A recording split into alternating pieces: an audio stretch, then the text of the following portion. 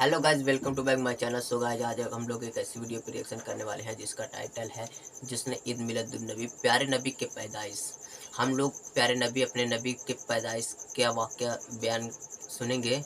चलिए time waste न करते हुए अपने वीडियो को स्टार्ट करते हैं। हज़रत आमीना कहती है, सुनो हुजूर की शान क्या, वीडियो हुजूर की शान क्या। हज़रत आमीना तीसरा महीना गुजरा, चौथा महीना गुजरा, पांचवा महीना गुजर गया। फरमाती जैसे जैसे दिन गुजरते जाते थे वैसे वैसे मेरी किस्मत के ताले खुलते जाते थे। वाह बेशक, बोलो यार सुभान अल्लाह, अल्लाह। सुभान अल्लाह। अब नहीं बोलोगे तो कब्रिस्तान जाके बोलोगे। सुभान अल्लाह, सुभान। जैसे जैसे दिन गुजरते जाते थे मेरी किस्मत के ताले खुलते जाते थे। फरमाती हैं 5 महीने गुजर गए, हर महीने कोई ना कोई नबी आता रहा और मुबारकबाद देता रहा।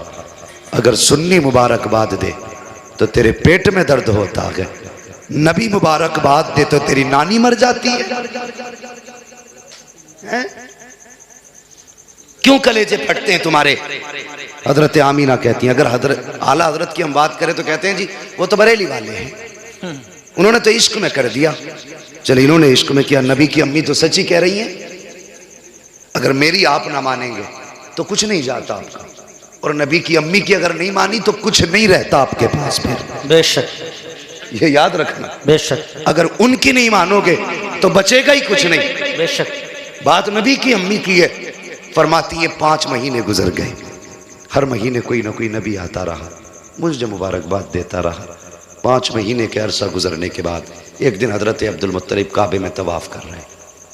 अरब का दस्तूर ये था, किसी का शोहर इंतकाल कर जाता तो 1 साल तक औरत सोग मनाया करती थी। कितना? 1 साल। याद कर लो बच्चों, कितना? 1 साल।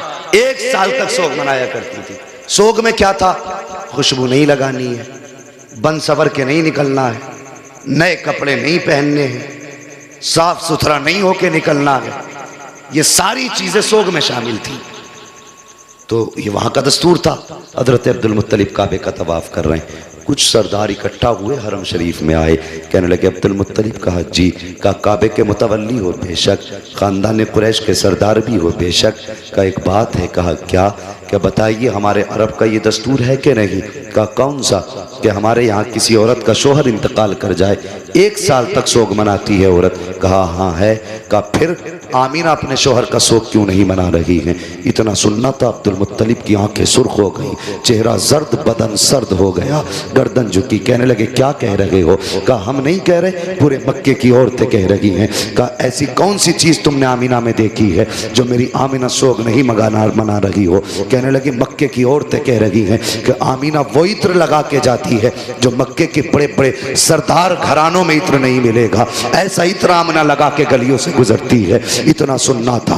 अब्दुल मुत्तलिब आए हैं हरम शरीफ से, अपने दरवाजे पे आपकी ज़ौजा हजरत फातिमा ने शोहर को आते देखा, गर्दन झुकी है। कहते हैं सरताज आज चेहरा उतरा है, बात क्या है? अब्दुल मुत्तलिब कहते हैं फातिमा आज आमीना की वजह से मैं शर्मिंदा हो गया हूँ। कहा सरताज बात क्या है? कहने लगे जाओ आमीना से जाकर के पूछो इसने मेरे अब्दुल्ला का सोग मनाना क्यों छोड़ दिया है, ये इत्र क्यों लगा रही है, खुशबू क्यों लगा के जा रही है। इतना सुनना था। हजरत फातिमा नबी की दादी ने यूं हाथ जोड़े, कहने लगी अब्दुल मुत्तलिब मेरी औकात नहीं है मैं आमीना से जाके सवाल कर सकूं। कहा किस लिए? कहा कुछ दिन पहले यही ख्याल मेरे दिल में आया था, मैं गई थी पूछने के लिए और मैंने जाके सिर्फ लफ्ज आमीना कहा था, अगली बात तक नहीं कही थी। एक नूर उसकी पेशानी से निकला, मेरी पेशानी से टच हुआ, मैं बेहोश होकर जमीन पे गिर गई थी। कहा मुझ में औकात नहीं है मैं उससे जाकर ये बात पूछ सकूं। अब्दुल मुत्तलिब खुद क्यों नहीं पूछ लेते? कहते हैं मैं मर्द हूं, तुम जाके खुद पूछो। कहा फिर ऐसा करो दोनों साथ चलते हैं।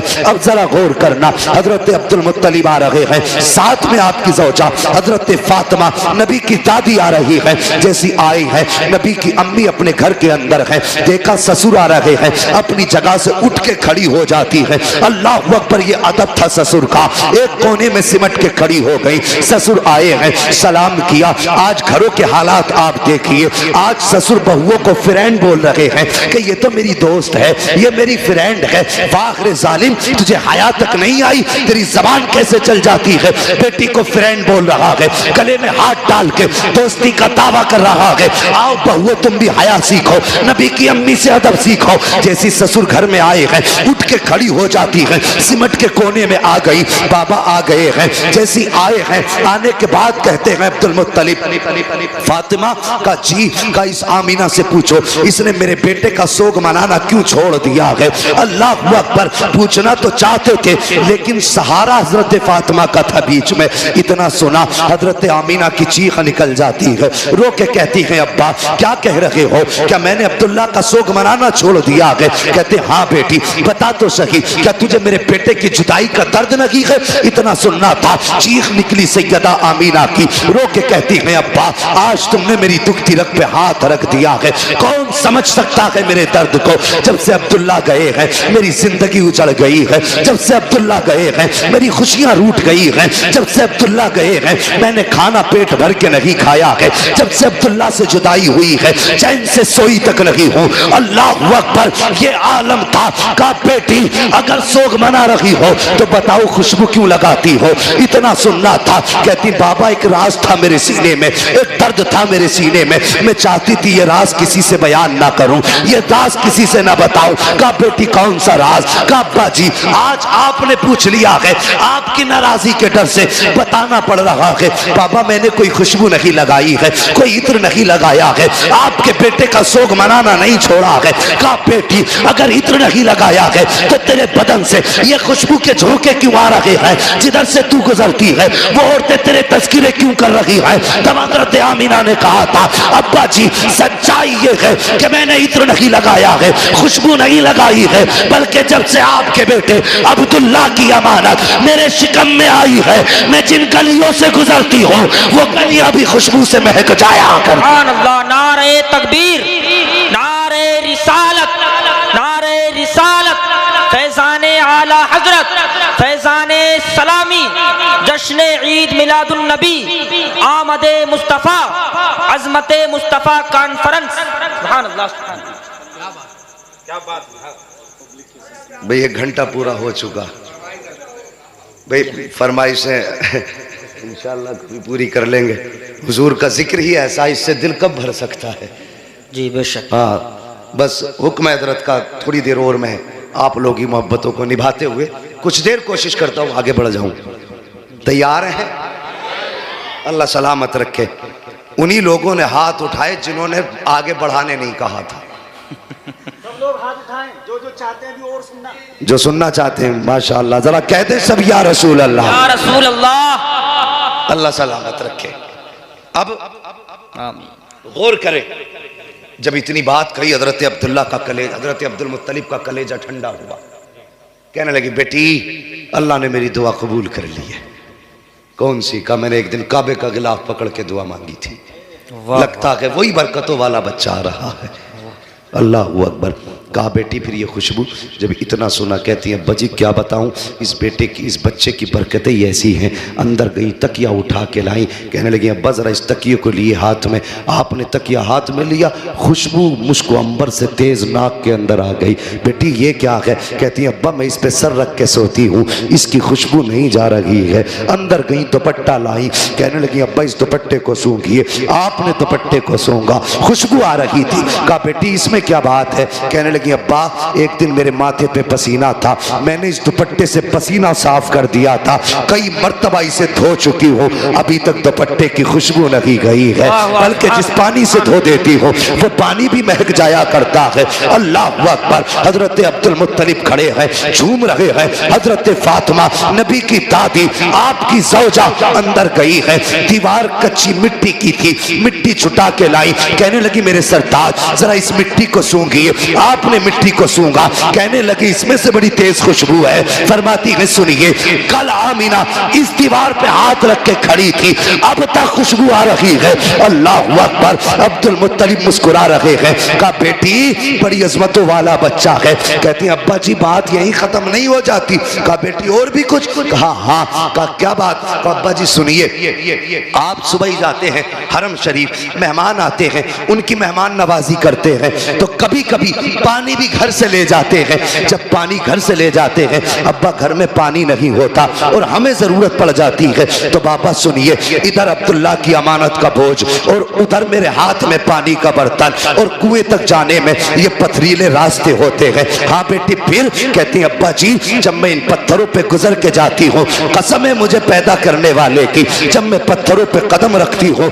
तो पत्थर रेशम से ज्यादा मुलायम हो जाया करते हैं, रेशम से ज्यादा मुलायम हो जाते हैं। कहा बेटी और? कहा अब्बा और सुनना चाहते हो तो सुनो। कहती है अब्बा जी मक्के की सारी औरतें ढोल रस्सी लेके जाती है, लेकिन आमीना खाली हाथ जाया करती है, सिर्फ पानी का बर्तन लेके जाती है। कहा बेटी पानी कैसे लाती हो? कहा अब्बा जी सुनिए, जब मैं कुएं के किनारे पे जाती हूँ, नीचे को झांकती हूँ, पानी बोलता हुआ किनारे के ऊपर आ जाया करता है। और अब्बा जी औरतें कहती हैं कि आमीना ठहर जा, जब तक तू यहाँ रुकी रहेगी ये पानी भी किनारे तक रहेगा। कहा अब्बा मैं रुकी रहती हूँ, पानी भी किनारे पे रुका रहता है। मक्के की औरतें पानी भरती है, वापस आ जाती है। कहा जब तक मैं रहती हूँ पानी भी ऊपर रहता है। अब्बा सब औरतें आ जाती हैं, सारी लड़कियां आ जाती हैं, मैं सबके पीछे आया करती हूँ। कहा फिर? कहा अब्बा जी जब आती हूँ कभी ऐसा होता है कि पेड़ सजदे में गिर जाते हैं, और कभी ऐसा होता है कि पत्थर बोलने लगते हैं, कभी छोटे छोटे तरीके बोलने लगते हैं, कंकर भी बोलते हैं, अब्बा जी घास के तिनके भी बोलते हैं। अब्दुल मुत्तलिब ने इतना सुना, कहते बेटी बता तो सही, क्या पत्थर बोलते हैं तो तू सुनती है? हाँ अब्बा सुना करती हूँ। क्या जब वो बोलते हैं तो उनकी बोली भी समझती है? हाँ अब्बा समझा करती हूँ। कहते बेटी लाखों ने हजारों बरस से इबादत की है, लेकिन पत्थर कभी किसी से नहीं बोले हैं। अगर आवाज भी पत्थरों की आई है तो किसी ने बोली नहीं समझी है। मगर बेटी बता तो सही, जब पत्थर तुझसे बोलते हैं तो क्या कहा करते हैं? अब कोई बरेलवी खामोश नहीं रहेगा, ये तेरे मेरे अकीदे की बात नबी की अम्मी ने की थी। कहा बेटी बता तो सही, जब पत्थर बोलते हैं तो क्या कहते हैं? नबी की अम्मी ने कहा था अब्बा जी जब मैं गुजर के जाती हूँ तो पत्थर बोलते हैं और कहा करते हैं अस्सलातु वस्सलामु अलैका या उम्म रसूलिल्लाह। ए नबी की माँ तुझ पर भी सलाम हो और तेरे आने वाले बेटे मोहम्मद पर भी सलाम। सुभान अल्लाह, सुभान अल्लाह। नारे तकबीर, नारे रिसालत, फैजाने आला हजरत, फैजाने सलामी, जश्न ईद मिलादुन नबी, विलादते मुस्तफ़ा, आमदे मुस्तफ़ा, अज़मते मुस्तफ़ा कॉन्फ्रेंस, मुफ्ती हम्माद रजा साहब क़िबला। सुभान अल्लाह, सुभान अल्लाह। अल्लाहु अकबर। अब मत कहना कि सलाम पढ़ना बरेलवियों का तरीका है। बेशक अभी तो नबी की अम्मी को भी नहीं पता था मेरे शिकम में कौन है। बेशक हजरत अब्दुल मुत्तलिब भी नहीं जानते थे कि ये बच्चा है कौन, इतना जानते थे अजमतों वाला, बस भी मगर ये नहीं जानते थे ये है कौन। मुझे बताइए अभी किसी को पता भी नहीं है कौन है, माँ के शिकम में है, लेकिन पत्थरों को पहले ही पता चल गया। हम सलाम पढ़े तो बरेलवी, पत्थरों पे कौन सा फतवा लगाओगे? चलो ये सुन्नी तो जलसे में सुन के जाएंगे कि सलाम पढ़ना चाहिए, आला हजरत ने कहा है, लेकिन पत्थर कौन से जलसे में सुन के आए थे? क्या वो बरेली आए थे या आला हजरत वहां गए थे बताने के लिए? वो भी 1400 साल पहले।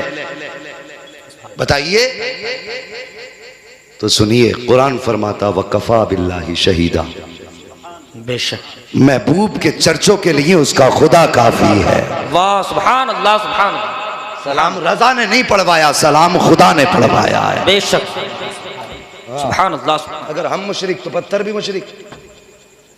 बोलो शर्म नहीं आती लोगों को? कुछ भी कह जाते हैं। हुजूर माँ के शिकम में फरमाती फिर वो दिन भी आ गया जिस दिन मेरे बेटे की विलादत होनी थी। सुनिए, फरमाती मेरे घर में उस दिन चिराग में तेल तक नहीं था, और हर औरत को बच्चे की पैदाइश के वक्त किसी मददगार की जरूरत होती है। फरमाती मेरे घर में कोई खातून भी नहीं थी। कहती आज मुझे अब्दुल्ला की याद सता रही थी, आज मुझे अब्दुल्ला की याद रुला रही थी। मेरे दिल में ख्याल आया काश आज मेरे अब्दुल्ला होते, मेरे घर में चिराग भी जलता, मक्के के खानदान कुरैश की कुछ औरतें भी मेरे पास होती। फरमाती इतना ख्याल का आना था, मेरी आंख का भी पहला आंसू का कतरा बहा था। फरमाती फशक्कल जिदार, अचानक मेरे घर की दीवार फटी। फतखला सलासुन निस्बा, 3 औरतें दाखिल हुई। उनके कद इतने बड़े थे जैसे खजूर के दरख्त लंबे होते हैं, चेहरे चांद से ज्यादा रोशन थे। कहती मैंने कभी ऐसे चेहरे नहीं देखे थे, मैं डर गई उन्हें देख के। और मैंने कहा तुम कौन हो, क्यों आई हो? कहने लगी, उनमें से एक कहने लगी कि मुझे आदम की बीवी हव्वा कहा जाता है। वाह सुभान अल्लाह सुभान।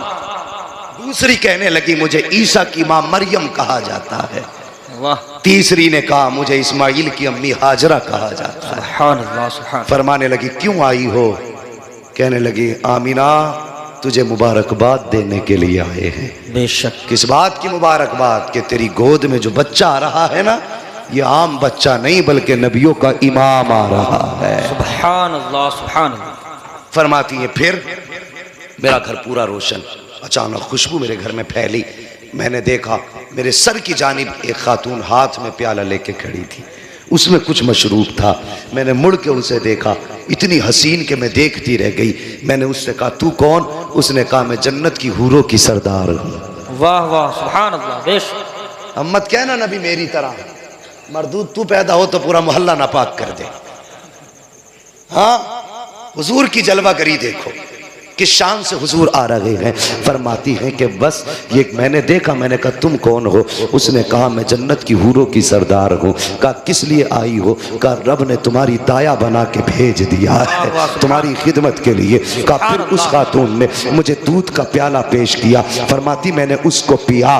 कहती जब मैंने उसको पिया तो वो शहद से ज्यादा मीठा था, बर्फ से ज्यादा ठंडा था। फरमाती मुश्क से ज्यादा खुशबूदार था। अल्लाह अकबर, दूध से ज्यादा सफेद। ये आपने उसकी खसूसियतें बताई। कहती उसका पीना था फखराजा मिन्नी नूर, फिर मेरे जिस्म से नूर निकला, यानी मेरे बेटे की विलादत हुई। अब सुनिएगा जवानों, बुजुर्गों जरा दिल थाम के सुनना। अल्लाह अकबर, किसी भी खातून के शिकम से अगर बच्चा जन्म लेता है, हर माँ की ख्वाहिश होती है कि वो अपने बच्चे को देखे, उसकी आँख कैसी है, उसकी नाक कैसी है, उसका चेहरा कैसा है, उसके कान कैसे हैं, लबो रुखसार कैसे है, देखने में कैसा लग रहा है। हर माँ की ख्वाहिश होती है कि वो अपने बच्चे को देखे कि उसका बच्चा कैसा है। मगर सुनिए, नबी की अम्मी बयान फरमाती है जब मेरे बच्चे की विलादत हुई मेरे दिल में भी ख्वाहिश थी कि मैं देखूं मेरा बच्चा कैसा है। फरमाती है लम्मा वज़अतहु काना मकहूलन मगसूलन मुअत्तरन मकसूरन मुतहहरन काना साजिदा। नबी की अम्मी कहती है जब मैंने लख्त जिगर को जन्म दिया और मेरे दिल में आया मैं देखूं मेरा बेटा कैसा है। फरमाती है मेरी सबसे पहले नजर जब बेटे की आंखों पे पड़ी है, क्या देखती हूँ? मेरे बेटे की आंख में सुरमा लगा हुआ है, मेरे लाल की आंख में सुरमा लगा हुआ है। फरमाती है मकहूलन, बालों में तेल पड़ा हुआ है, मकसूरन, नाव कटे हुए हैं, मगसूलन, गुस्ल करके आ रहे हैं, मुअत्तरन, खुशबू ऐसी थी कि पूरा मक्का महक रहा था।